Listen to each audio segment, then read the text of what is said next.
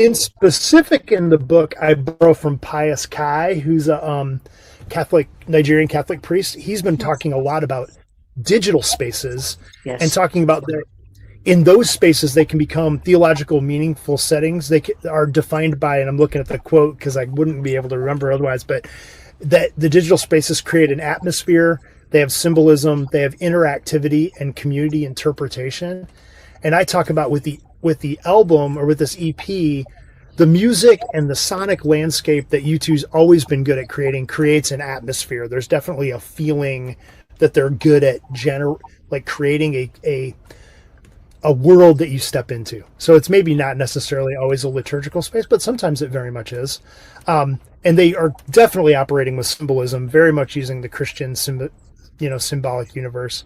But I think because of the digital world, there is so much interaction and community interpretation that happens right away, that even looking back, and I'm going to be like that old guy, but back when I was a kid, you had to wait for Rolling Stone or whoever to write a review.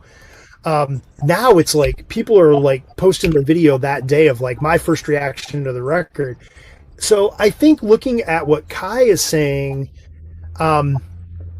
it really is a liturgical space in that sense of like it creates an atmosphere, it uses all these symbols, and then the community is interpreting this. And even though you're listening to it kind of individually, which is different than how we think about liturgy normally, we're gathered sort of in this, I don't know what the right word would be.